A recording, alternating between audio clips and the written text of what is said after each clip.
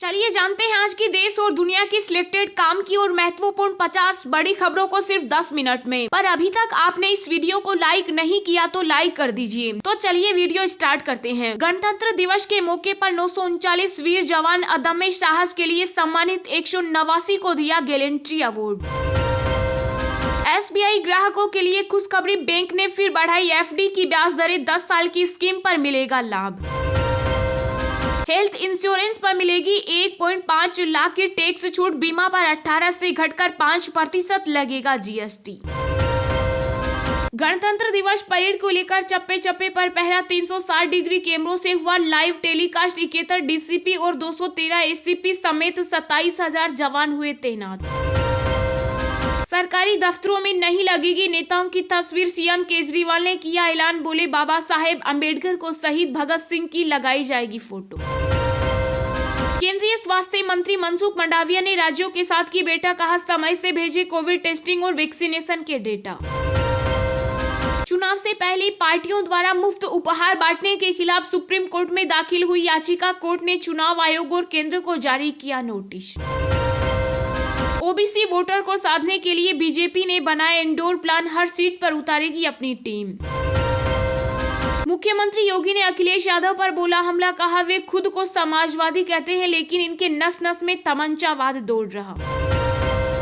Congress party Rahul Gandhi की जगह प्रियंका गांधी को बनाने जा रही है प्रधानमंत्री पद की दावेदार, जानिए क्या कहते हैं सूत्र। नेशनल वोटर डे के मौके पर केंद्रीय गृह मंत्री अमित शाह ने दी बधाई। बोले हमारा मत ही देश की प्रगति की नींव रखता है। अमेजन पर लगा भारतीय झंडे के अपमान करने का आरोप, गृह मंत्री ने दिया FIR दर्ज करने का निर्देश। राहुल गांधी 27 जनवरी से पंजाब में करेंगे चुनाव प्रचार की शुरुआत, जीत के लिए करेंगे हर संभव प्रयास। देश में कोरोना से मिल रही राहत, पिछले 24 घंटे में कोरोना के आए 2,55,874 नए केस, 614 मरीजों की हुई मौत। 27 जनवरी को गृह मंत्री अमित शाह यूपी रण के लिए मथुरा में करेंगे प्रचार, भाजपा के कई दिग्गज नेता होंगे साथ। राजधानी दिल्ली में जल्द हटाए जाएंगे कोरोना प्रतिबंध, मुख्यमंत्री अरविंद केजरीवाल ने किया ऐलान। आजादी के बाद सभी वयस्क नागरिकों को वोटिंग का अधिकार देना क्रांतिकारी, राष्ट्रीय मतदाता दिवस के मौके पर बोले मुख्य चुनाव आयुक्त। दिल्ली में कोरोना की स्थिति को लेकर उपराज्यपाल अनिल बैजल की अध्यक्षता में 27 जनवरी को होगी अहम बैठक। प्रियंका गांधी का योगी सरकार पर निशाना, बोली यूपी में कानून का नहीं अत्याचार का राज। PM नरेंद्र मोदी की बैठक में शामिल नहीं हुए बंगाल के DM शुभेंदु अधिकारी ने पत्र लिखकर की कार्रवाई की मांग। देश की सबसे बड़ी कंपनी रिलायंस इंडस्ट्री ने वापस खरीदे 4,000 करोड़ रुपए के बॉन्ड, जाने क्या होगा निवेशकों पर असर। स्टार प्रचारक बनाने के एक दिन बाद ही RPN सिंह ने छोड़ा कांग्रेस का साथ, भाजपा ज्वाइन कर बोले देर आया दुरुस्त आए। दिल्ली सरकार ने शराब के शौकीनों को दी खुशखबरी, अब साल भर में सिर्फ 3 ड्राई डे, विपक्ष हुआ हमलावर। यूपी में 2 फरवरी को चुनाव अभियान की शुरुआत करेगी मायावती, आगरा में होगी पहली जनसभा। बाजार खुलते ही 1000 अंक गिरा सेंसेक्स, फिर संभला 60 सेकंड में इन्वेस्टर्स को 4.5 लाख करोड़ का घाटा। महाराष्ट्र में बड़ा ठंड का कहर, महाबलेश्वर में 4.5 डिग्री सेल्सियस तापमान हुआ रिकॉर्ड, मुंबई की हवाओं में प्रदूषण भी बढ़ा। उत्तर भारत में जारी है कोहरे की मार, दिल्ली आने वाली कई ट्रेनें हुई लेट। इस हफ्ते के अंत तक टाटा को हैंडओवर की जाएगी एयर इंडिया, पिछले साल 18,000 करोड़ में हुई थी डील, यहाँ जानिए क्या है वजह। पूर्व भारतीय क्रिकेटर और भाजपा सांसद गौतम गंभीर हुए कोरोना पॉजिटिव, संपर्क में आए लोगों से की जांच करने की अपील। विराट कोहली की शादी पर कमेंट करना शोएब अख्तर को पड़ा भारी, अनुष्का शर्मा के फैंस ने सुनाई खरी खोटी। बंगाल के राज्यपाल जगदीप धनखड़ ने ममता बनर्जी पर जमकर साधा निशाना, बोले बंगाल में नहीं बचा कानून का शासन। वर्धा सड़क हादसे में भाजपा विधायक के बेटे समेत 7 छात्रों की हुई मौत, PM मोदी ने जताया शोक, मृतकों को 2 लाख और घायलों को 50,000 देगी सरकार। RPN सिंह के इस्तीफे पर कांग्रेस ने कहा हमारी लड़ाई कायर नहीं लड़ सकते, इसे लड़ने के लिए साहस होना चाहिए। भाजपा के स्टार प्रचारक व सांसद धर्मेंद्र कश्यप को सीएम योगी ने किया फोन, चुनावी हालत की ली जानकारी। राजकुमार राव और भूमि पेडनेकर की फिल्म बधाई 2 का ट्रेलर हुआ रिलीज। रवि शास्त्री ने आईसीसी ट्रॉफी पर किया विराट कोहली का बचाव, बोले गांगुली द्रविड़ ने भी नहीं जीता था वर्ल्ड कप। मुकेश अंबानी ने खरीदा 10 अरब का सोडियम, कारण जान पूरी दुनिया हुई हैरान। केंद्रीय मंत्री किरण रिजिजू ने दिया बड़ा बयान, बोले जजों को सोच समझकर बोलना चाहिए, आलोचना में बुराई नहीं लेकिन भाषा मर्यादित हो।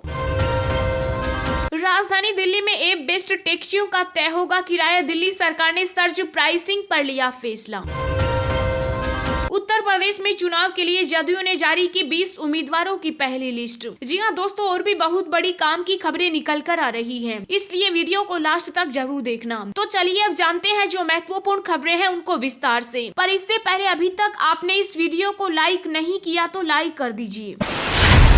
गणतंत्र दिवस के मौके पर 939 वीर जवान अदम्य साहस के लिए सम्मानित 189 को दिया गैलेंट्री अवार्ड। जी हां, गणतंत्र दिवस के अवसर पर 42 जेल कर्मियों को सुधार सेवा मेडल गणतंत्र दिवस के मौके पर दिए। इस बार 939 पुलिस कर्मियों को उनके शौर्य के लिए गैलेंट्री अवार्ड से सम्मानित किया गया। इसमें 189 वीरों को पुलिस मेडल से सम्मानित किया, वहीं विशिष्ट सेवा के लिए 88 वीरों को राष्ट्रपति का पुलिस मेडल और 662 को सराहनीय सेवा के लिए पुलिस मेडल दिया। पुलिस मेडल पाने वाले 189 वीरों में से 134 कर्मियों को जम्मू और कश्मीर क्षेत्र में उनकी वीरता के लिए सम्मानित किया। आपको बता दें कि देश की सुरक्षा में अदम्य साहस का प्रदर्शन करने वाले वीर जवानों को हर साल गणतंत्र दिवस के मौके पर वीरता पुरस्कार से सम्मानित किया जाता है। 73वें गणतंत्र दिवस के मौके पर दिए जाने वाले शौर्य पुरस्कारों में से आईटीबीपी को कुल 18 पुलिस मेडल दिए। इसमें 3 पुलिस मेडल शामिल है। गणतंत्र दिवस परेड पर सुबह 10:30 बजे शुरू होकर दोपहर 12 बजे तक चलेगी। इसके बाद ही देश की सेवा करने वाले वीर जवानों को सम्मानित किया जाएगा।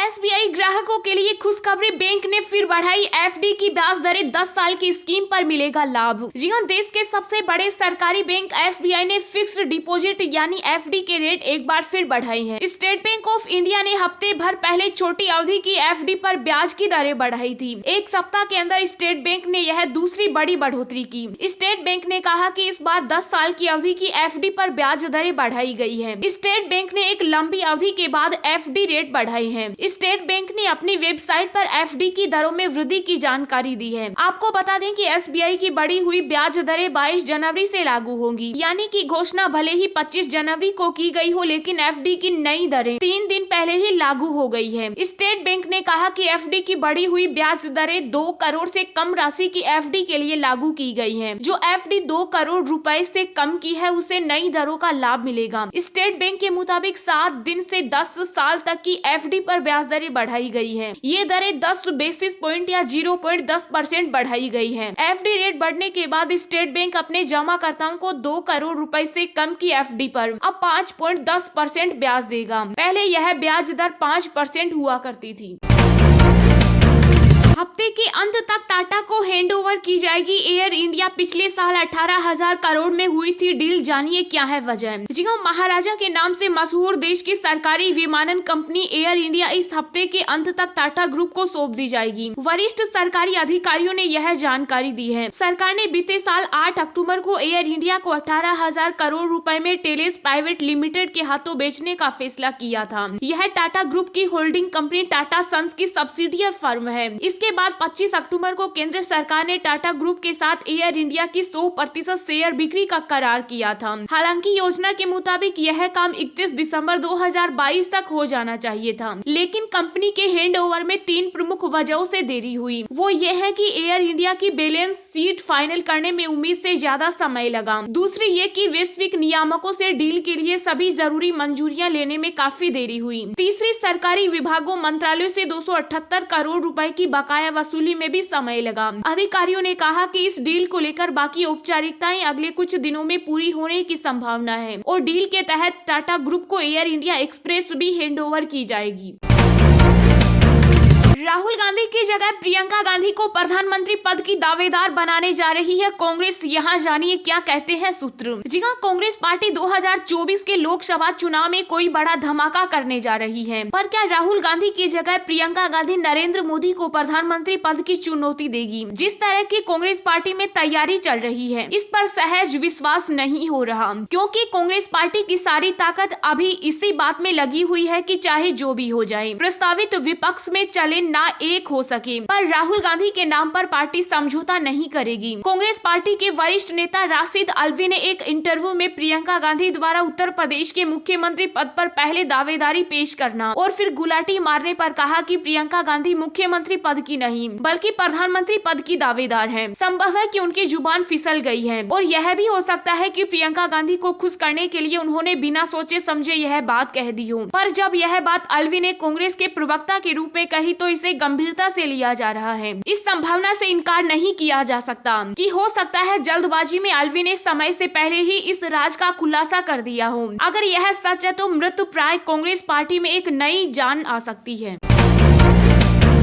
दिल्ली सरकार ने शराब के शौकीनों को दी खुशखबरी। अब साल भर में सिर्फ 3 ड्राई डे, विपक्ष हुआ हमलावर। जी हां, देश की राजधानी दिल्ली में शराब का सेवन करने वालों के लिए खुशखबरी है। दिल्ली सरकार ने अपनी नई आबकारी नीति के तहत अब ड्राई डे की संख्या घटा दी है। हालांकि पहले साल भर में 21 दिन ड्राई डे होते थे, लेकिन अब दिल्ली में सिर्फ 3 दिन ड्राई डे रहेगा। इसे लेकर नया नियम लागू कर दिया गया। इससे शराब पीने वाले लोगों में खुशी की लहर है। दरअसल दिल्ली सरकार के आबकारी विभाग द्वारा सोमवार को जारी एक आदेश में कहा गया है कि लाइसेंस प्राप्त शराब की दुकानें गणतंत्र दिवस, स्वतंत्रता दिवस और गांधी जयंती 2 अक्टूबर को बंद रहेगी। इस दौरान दिल्ली आबकारी नियम 2010 के प्रावधानों के तहत राष्ट्रीय राजधानी क्षेत्र में साल 2022 में 26 जनवरी, 15 अगस्त और 2 अक्टूबर को शराब की बिक्री की अनुमति नहीं होगी। वहीं दिल्ली सरकार ने इस फैसले की विपक्षी दलों ने तीखी आलोचना की और भारतीय जनता पार्टी एवं कांग्रेस ने कहा कि इस कदम का मकसद दिल्ली में शराब की बिक्री को बढ़ावा देना है। हालांकि शराब उद्योग के संगठन ने दिल्ली सरकार के इस फैसले का स्वागत किया।